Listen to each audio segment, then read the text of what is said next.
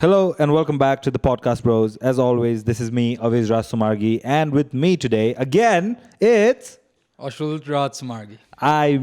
the two bros, the people that do the most are here. Where is Gaurav Khanal? Gaurav Khanal, where are you, bro? Nowhere to be seen. So much burden just left on us. Yes. What are we? With great power. Oh my. all right. So welcome back to the channel, guys. I hope you guys enjoyed last week's content. We had a ton of fun, right? Oh my days, all fun. those eggs and everything. Yo. All right, okay, let's get into it today. So today we're going to be talking about Antman and the Wasp, Quantumania. It took me ages, just to remember this name because why is it so long?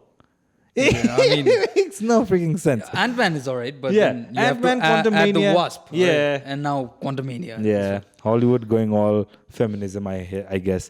Either way, all right, let's not get into all these controversial debate. Let's bring it back a little bit and talk about the movie. I'll give you a little bit of a synopsis so that you guys also know for the people that haven't watched. By the way, this video is going to be fully spoiler. It's going to be full spoilers, right? Yeah. So, spoiler alert for anyone that haven't seen the movie. And let's get into the meat and bone of the topic. Yes, let's dive in. Yeah. So, Ant-Man and the Wasp, Quantumania was the first movie in the fifth phase of Marvel, right? MCU's fifth phase. And we will give you our review on it, like what we thought about it. But yeah, this movie was released on 17th of February, 2023. And I think it's been 2 or 3 weeks that it's been released. The director was Peyton Reed. I'm not very familiar with previous of his works. Me too. But yeah, the budget for the movie was 200 million, which was okay-ish for a Marvel movie, I think. And generally, they tend to make around like 700 plus million. So I think the return on investment is pretty good. But that's still in question for Ant-Man and the Wasp. And we'll get into that as well. Screenplay was Jeff Loveness. Yeah, this guy, I've heard of him before. Jeff Loveness. Yeah, lots of love. No idea who the guy is. And producer, of course, Kevin Feige, released for the Marvel Cinematic Universe. And so in this movie, I'll let Oswald do the synopsis for the movie, right? Yeah, let's go. Yeah, so we recently watched the movie, It's been like 3-4 days. Yeah, better late than never, right? Yeah. And so, obviously, I was excited. Kicking off the phase 5, right? And, Kang Dynasty and whole thing. Multiversal saga and all that. So we were pretty excited to watch the movie. But then I can say that, it was not too bad. Not too good as well. A little bit of a disclaimer for the people out there. Ashwal gets hyped for a lot of movies, right? And, he has this ability to, what do we call it? Like, transfer that hypeness to other people, So I'd give this for RRR. I think that was an okay movie that he got us hyped for. What was the other movie that you got us hyped for and it was sorely disappointing, Ashwal? You're talking about Brahmastra. Yes, Brahmastra. Of course it was Brahmastra. If you guys want to check out the review of Brahmastra, it's there in the channel. Please go and check it out. Give it some love. But this movie, okay, I would say that it's not bad. I think the IMDb and the Rotten Tomato Metacritic review is a pretty accurate review of the movie, right? Yeah. So IMDb has given it 6.5 out of 10, and generally, for my peace of mind, I do not go with IMDb ratings. Generally, it's a little bit up and down, but I think Oswald prefers the IMDb rating, right? I do prefer IMDb, and he is more of a Rotten Tomato. Yeah. So for Rotten Tomato, it's 48%. So which is as you can see, it's very even. That either it's some people think it's good and some people think it's bad, And Metacritic as well, 48%, which is reflective of what the audience has been feeling, right? And how much did the movie make so far, Oswald? By now, it's as of by our sources like Wikipedia, it's 362 million as of now, and it's the second week. And compared to the first week, there is a huge drop. 69%. 69% drop. Yeah. Why are you laughing, second week. That's you a huge nasty drop, guy. Yes, it's I think it's the most percentage drop after first week. So basically, what it is when they check the movies, right? Like when the movie comes out in the box office, what they do is they get the first 3 days of earnings, right? So like Friday, Saturday, Sunday, Yeah. and then that becomes like the first week's review, like earnings, right? So you can imagine that in the first week, I think Ant-Man made 105 million, right? And then 69% drop in the second week, which is insane, Yeah. right? And then that's the most that any of the Marvel movies have ever dropped, even Eternal, by the way. So 365 million grossed in the box office in the second week, which is 7 days of earnings at this point. And yeah, it's not looking very good for the Ant-Man, Ant-Man yeah, and MCU. Phase 5, Yeah. right? Yeah, not looking great. Yeah, and you know what happened? So I was just going through this Variety article, right? And then the director apparently kind of got depressed looking at the audience score. You know? Okay. Yeah. So, all right. Yeah, I mean, I don't know, right? You hear all these stories about like reshoot and all that, and then all of a sudden you are already questioning like whether the movie's gonna do good or not. Yeah. Because if it's really shot well, why do they need to reshoot and all that and all, right? And of course, we know that like Phase 4 of Marvel hasn't been very good, right? No. So this one was also kind of, I think they should be able to see it, and if the director is feeling depressed after seeing the reviews, then I think there's something fundamentally wrong with Marvel now. Exactly. Yeah. I mean, I think I don't know. We would know, but I think the planning, right? You know, the path they've chosen and all that. You're somewhere in the like fundamentally wrong somewhere. They need to get things straight. So, okay, I think let's not delay any further and let's give our Yeah. thoughts on the movie, right? And initially, we'll give some thoughts and then we'll just start picking random moments we remember from the movie and we'll just start like tearing it apart or loving it. Yeah. So Ant-Man. Yeah. I mean, Scott Lang. Yeah. You know, fun as ever. You know, good guy, good character, and Paul Rudd. Paul You know, Rudd, yeah. everybody loves Paul Rudd. But what about the new characters? New characters, as in the characters that were in focus, Cassie and Janet. I mean, I kind of thought Cassie was Cassandra Lang, by the way. This is the daughter of Scott Lang, right? yeah. And she was alone in the blip for the 5 years that Scott wasn't present. So you can see that she's become kind of a rebel. And she had time to spend with, like, what's her name? The grandparents, basically. Yeah. And Hang and Janet. Janet, right? So you can see that, like, and she's scientifically inclined, which is fun, but then she's also kind of a rebel.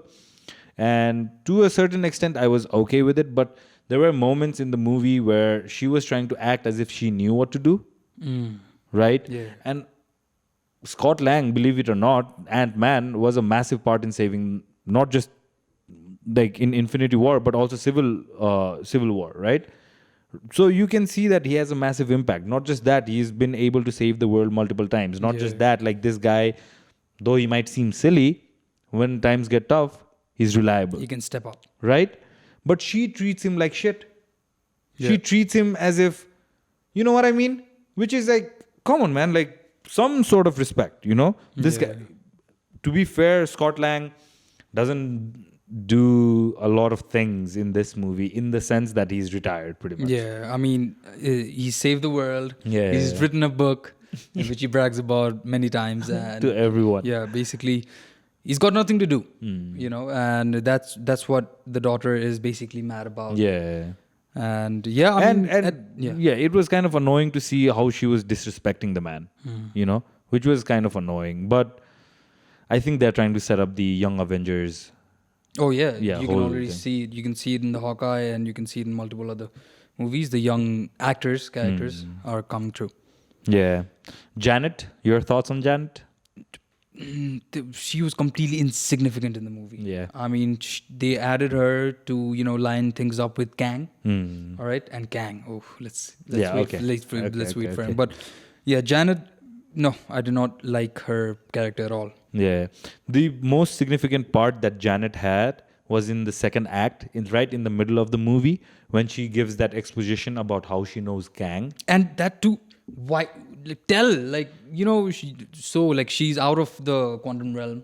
You know, she doesn't want to talk about it and all that. And when you're already in the quantum realm, she's still waiting. Like that was Yeah. I mean, see, there's so many things. I don't know if I want to break it down this deeply, but as soon as one of the reasons Janet got out was because a signal was sent, and she followed the signal and she came out. Yeah. Right. So she found she was able to get out of the quantum realm. So Kang can get out of the quantum realm if a signal is sent, which now seems to be possible, right? So one of the first things that Janet should have done once she came out was like, hey, listen, I don't want to talk about what happened in their 30 years, but there is a guy named Kang. He shouldn't be out. Yeah. Right? And he's formidable. And Kang the Conqueror, by the way, that's his name. So that means this guy, if he comes out of the quantum verse, he's going to take over everything. Yeah. She doesn't do any of this until 52 minutes into the movie, and I did not believe this. And as soon I was waiting for this, by the way, and you can ask Ashwal, right? Whenever they first dropped the name, I wrote it down on my notes. 52 minutes in, they use the name Kang for the first time. You know what I mean? This is supposed to be not just Phase 5's villain, or not just Ant-Man's villain. This guy is supposed to be Phase 6. This guy is supposed to be Thanos level threat. There's a movie coming out, in this guy's name, Kang Dynasty. Right? And the thing is, there was so much build up, him, they were referring to Kang as him. Yeah. And finally, 53 minutes in, then, you hear Kang. And the introduction of Kang as well. I mean, you see Kang's face in the beginning, but, he's not actually... It's like a glimpse. Yeah, of the past, actually. Yeah. But he's not actually literally introduced in the movie for so long. Yeah, so almost an hour into the movie. And it's a 2-hour movie. Yeah. What? How do you do that? You know what I mean? The main villain of the movie, the name is introduced in 52 minutes, and an hour into the movie, now finally you see the villain for the first time speaking and taking command. Oh. And everybody loves the villain, man. Give the villain more time, instead of all the other things that you... Okay, do this then. Show Kang some love, because I think we both admired Kang. Oh, yeah. Right? I mean, Jonathan Majors, love his acting, and, good actor, and the Kang as well. At first, he was really scary. But then obviously we had problems with the power of Kang towards the end. But, throughout the movie, his dialogues as well. Yeah. Really scary guy. He had an intensity that he carried, right? Which was, it was almost palpable. Yeah. And in the quieter moment, in dignified moment where he was just very stoic and it looked like everything was under control, Kang seemed formidable. Yeah, and that specific scene where both Cassie and Scott were in prison and he was threatening them. Yeah, basically, it was a power display, and that was really good. Yeah, you saw Kang trying to talk softly first, trying to convince Scott Lang, and then you see the evil side of Kang, which was kind of interesting as well, But once Kang is unleashed and he starts fighting, he takes the fight into his own hand, he doesn't seem formidable again. Yeah. Where does his power come from? They do not do a good job about explaining how Kang is able to utilize his power. Yeah, I mean, by the looks of it, they did not explain it, obviously, but by the looks of it, it does look like his power is, it comes from his suit. Yeah. And when the suit is damaged, basically, Yeah, it almost seems like he's rendered useless. Ant-Man starts, fighting him. Yeah. This fight, and that just, Yeah, it just undercut the whole, massive thing that Kang had built up throughout the movie, and see the other plot hole. And this one bugged me, okay, badly bugged me. Scott Lang goes into the Quantumania, right, Quantumverse, for 5 hours, right? And 5 years passes in the real world. Yeah. Right? And somehow, Janet is supposed to be in the Quantumverse for 30 years. And real time 30 years passes in the real world. How does that work? And to add up to that point, and then all of these, all the characters, they go in this movie. Yeah. And they come out in real time. Yeah. So there's no time passed. So how do they explain that? But then the ants go through time dilation. So this is all just, There is this whole ant army, right? Apparently they've lived generations and they are type class 2 civilization. So class 2 civilization is basically taking control of your galaxy. Yeah, and that was just a simple, explanation that... Plot convenience. Yeah, that is what you call it. Yeah. Anytime they were in a tough spot, story-wise, They would just add plot conveniences, and people would eat it up. I was like, yo, bro, like I don't. People are smart enough now to realize this is what it is, you know. And yeah, okay. I don't want to tear it apart too much, I guess. And yeah, one thing that you, after just like right after the movie finished, you told me about how they were like okay with the jokes. This movie, you know, they did not go too far like Thor, Yeah, Love and yeah. Thunder. But maybe, and then I pointed out like maybe it's the director's cut, you know, director's version of it. But yeah, it was at least not like Thor, Love and Thunder, you know, making joke of everything, every situation, Yeah, right? at And least it was even not if like anything serious happens, they would just like laugh it off. Yeah. I was like, come on, man. Yeah. That At makes least it like was not that it bad. undercuts the movie's you know, significance. But I have to give props, and this is something that I really enjoyed. You know, the weapon that the I forget her name. The quantum people, right? The Yeah. Quantara, what is the name? I forget her name as well. Let me give it a quick look. Yeah.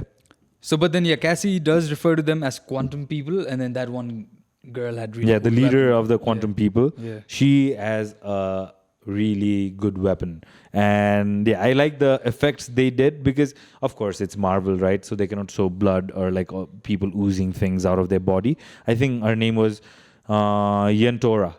Yentora. Yeah. So, but it was such a easy way. Like, so she would poke someone with it, and they would just like burst into pieces and disappear in the air. So that was such a cool way of doing it. So that weapon, I really enjoyed.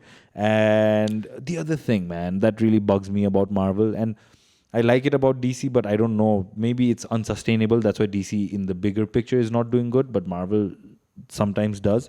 Is no consequences.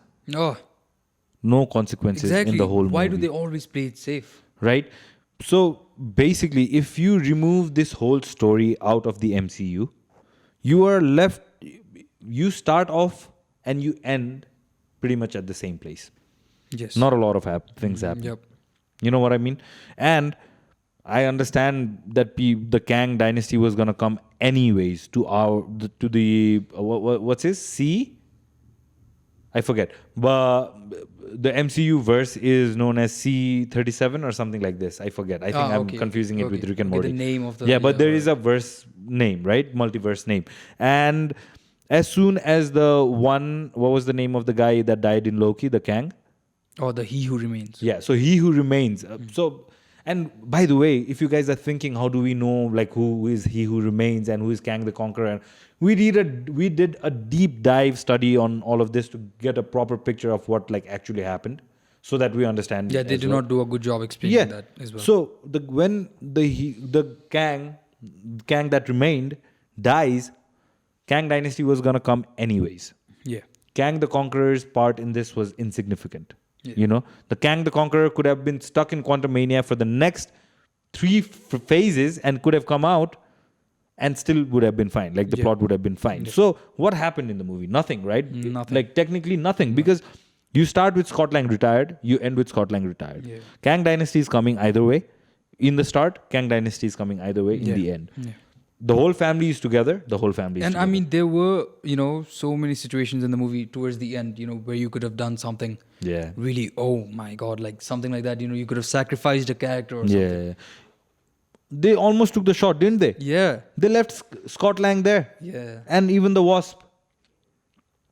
But yeah, there were so many situations at the end where they could have done that, but why did they play it safe? And it seems like they've killed Kang. Yeah, I think Kang's dead. Yeah. Because And he mentions that Kang died. yeah, and that is another problem. I mean, why? The same thing that they've done with Thor Gore. Love and Thunder. Gore was good. I mean, he could have got more screen time and, you know, maybe another movie as well. But no. Yeah. It was kind of disappointing, man. Playing it safe every time. Yeah. But, all right, I also want to point out that the Avengers movie, all right, it's about Kang Dynasty, right? Yeah. So maybe, you know, they can build up to something better. See, this is what Oswald does. And this is what hooks me, Yeah. right? Every time, this is where the problem lies. What he does is, you heard all the bad things he said about the movie. And then but you know, maybe in the next one, they'll reel it in. And I'm like, even Brahmastra the same. He was like, look at the CGI, you know, these powers, all these mythological things. I think it could be good of his. And I was like, okay. And then we both were like, ugh, okay, fine. But yeah, at this point we have invested enough. I think we should give them the benefit of the doubt to at least seeing Phase 5 through, right? Or as long as we can stick with them. But I feel like Marvel is in a very, very rocky place. And I don't know if you guys remember when I did the DC slate, I was talking about how 8 of the top 10 movies of all time is under Disney, and Disney is under Marvel, right? So, Marvel is under Disney. Marvel is under Disney, right? So you can see that like Marvel was at a time killing it. Oh my God, yeah. Like every movie that was coming out in Phase 1, 2, 3, everyone was clamoring to watch the movie. And since Phase 4, it's kind of died down. So I think Marvel needs to take a hard look. I think Kevin Feige might be at the end of his ropes. I don't know if anybody else can take this charge and lead it. Because at this point, Marvel MCU has become so huge. Yeah, and I mean the project that they've set out, they've published. There's so much more to do, and I don't know how they're gonna. And there's so many new characters to introduce. Yeah. Fantastic Four is gonna come, and there's so many more. X-Men. Yeah. Right? The mutants, not even like they've kind of hinted at it. I think in the She-Hulk they have hinted that Captain Marvel is supposed to be a mutant. Okay. And that is another. Oh, let's not get into it, guys. Let's not get into it. But so how much do you rate it then? I mean, in IMDb terms, I would give it a 6. Yeah, I would give it a 6 because it is a fun one. You can have fun, and then it does give a, somewhat of a good picture of what it's gonna be, and they have introduced Kang in a good way, and Ant-Man is fun. Besides Ant-Man, I do not like so much the other characters, Hank and the ants and nobody else. But I would. No. I have to give a shout out to Hank. I think I enjoyed Hank's arc. Yeah. Because he is supposed to be a very famous actor, right? You know who Hank is? I mean, I have definitely seen him in a couple of. What is his name? Yeah, so Michael Douglas. Okay. Michael Douglas is like these 70s, 80s, and early 90s. Michael Douglas was one of like the. You would play really serious and villainish characters or like really intriguing characters. So this guy has a resume to boot his legacy. Okay. Not just that, he's also an Oscar winner. Oh. Michael Douglas. Okay. Right? So this guy, the part that he was given, I think he executed it well. Because this was supposed to be the character that felt out of place. And for audience to relate to the whole thing, I think Michael Douglas was a good bridge to it, and I think he executed. His jokes were landing very well. Like none of them were out of place. For example, the whole joke, as in that was, I don't know, HOLE, whole joke. Yeah. It's a PG-13 movie, dude. You know what I hated about the whole joke afterwards when I was thinking about it? It's a PG-13 movie. I get it, right? Scott and Wasp, I forget her name in the movie. Hope. Oh, Hope. Yes, what a name.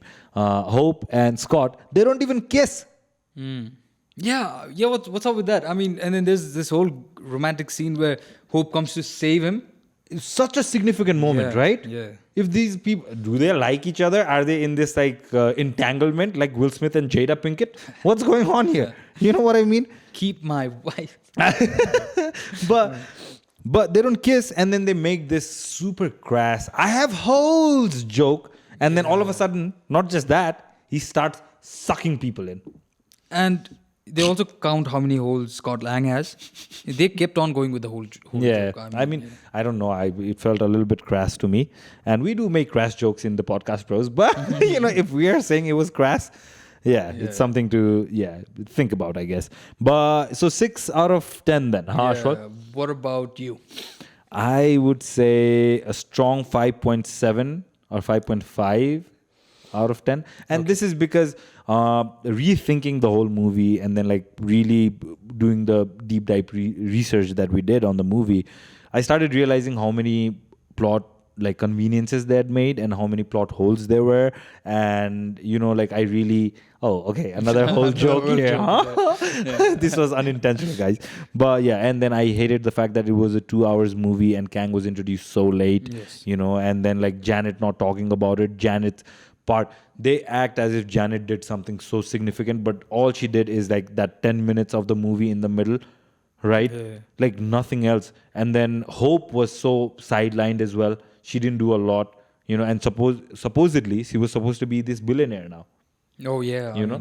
helping people with the PIM particles and all that. Yeah, so and there was this really cool scene, like they were on top of the San Francisco Golden Gate Bridge, yeah. and they were, I think, Drinking yeah, beer. drinking beer, and then Yeah. oh no, I'm talking about the other scene where the family's having meal, the pizza, and they just like it was a small pizza, and then they expanded. Yeah, that was a Dude, good scene. and the whole crowd went wild, which I was like, okay, it's a good scene, but it's not like, Yeah, it's I not mean- that scene. Yeah. You know what I mean? I mean, that's one thing about watching these movies late. The crowd is Yeah, kind of. Yeah, you never know what you're gonna Yeah. get, huh? Forrest Gump. All right, box of chocolates. all right, okay. Thank you so much. So we conclude. Yeah, Yeah, that's yeah, it. I think that's pretty much it. Rocky start to 5.56. Okay, I'll go to 6 as well. I'll come along with 6. 6 out of 10 from me. 6 out of 10 from Oswald as well. Could be a good time. Like we said, the Metacritic, Rotten Tomato, and IMDb scores are pretty reflective of how the movie is being received by the audience. So yeah, take it. You don't have to take it with a grain of salt. You can take it at face value, and yeah, suit yourself how you wanna. Do you wanna wait to watch the movie later on when it comes to OTP, or do you wanna go and watch it in the theaters? It's Or if still you've out. already watched it, let us What know did you think about it? Yeah, what did you think about it, right? Like, let's get some conversations going in the comments section. Guys, come on. Oswald is always active there. Yeah. And all the comments we get in our previous videos, it's Oswald's bots. But thank you so much for tuning in. I hope you guys enjoyed this episode. I hope you guys enjoyed last week's episode. That was a lot of fun. If you haven't watched it, I seriously recommend to go and check it out. I think it was very silly and it was very fun. And yeah. Give us your reviews and meet us down there in the comment section. See you in the next one. Yeah. Peace. Peace. That's it. Yeah.